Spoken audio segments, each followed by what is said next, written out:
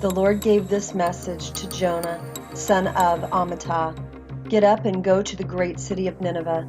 Announce my judgment against it, because I have seen how wicked its people are.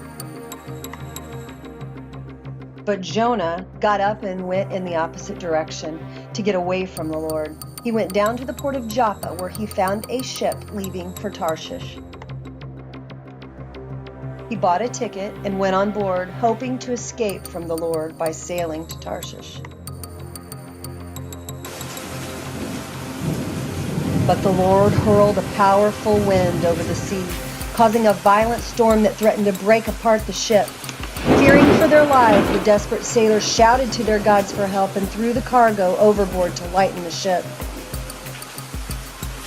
But all this time, Jonah was asleep down in the hold. So the captain went down after him. "How can you sleep at a time like this?" he shouted. "Get up and pray to your God. Maybe he will pay attention to us and spare our lives."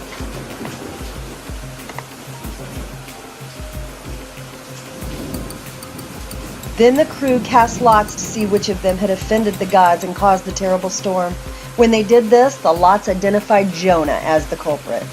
"Why has this awful storm come down on us?" they demanded. "Who are you? What is your line of work? What country are you from? What is your nationality?"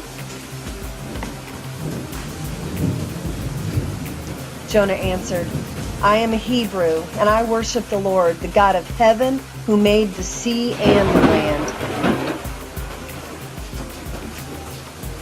The sailors were terrified when they heard this, for he had already told them he was running away from the Lord. "Oh, why did you do it?" they groaned. And since the storm was getting worse all the time, they asked him, "What should we do to you to stop the storm?" "Throw me into the sea," Jonah said, "and it will become calm again. I know that this terrible storm is all my fault." Instead, the sailors rowed even harder to get the ship to land. But the stormy sea was too violent for them, and they couldn't make it. Then they cried out to the Lord, Jonah's God. "Oh Lord," they pleaded, "don't make us die for this man's sin, and don't hold us responsible for his death. Oh Lord, you have sent this storm upon him for your own good reasons." Then the sailors picked Jonah up and threw him into the raging sea, and the storm stopped at once.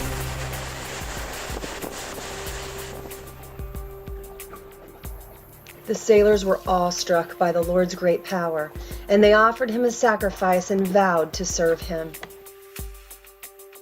Now the Lord had arranged for a great fish to swallow Jonah, and Jonah was inside the fish for 3 days and 3 nights.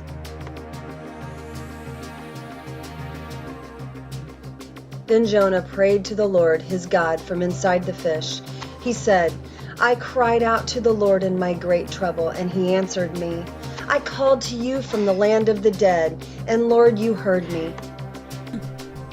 You threw me into the ocean depths, and I sank down to the heart of the sea. The mighty waters engulfed me. I was buried beneath your wild and stormy waves. Then I said, O Lord, you have driven me from your presence, yet I will look once more toward your holy temple. I sank beneath the waves, and the waters closed over me. Seaweed wrapped itself around my head. I sank down to the very roots of the mountains. I was imprisoned in the earth, whose gates locked shut forever. But you, O Lord my God, snatched me from the jaws of death. As my life was slipping away, I remembered the Lord, and my earnest prayer went out to you in your holy temple. Those who worship false gods turn their backs on all God's mercies. But I will offer sacrifices to you with songs of praise, and I will fulfill all my vows, for my salvation comes from the Lord alone. Then the Lord ordered the fish to spit Jonah out onto the beach. The book of Jonah, chapters 1 and 2.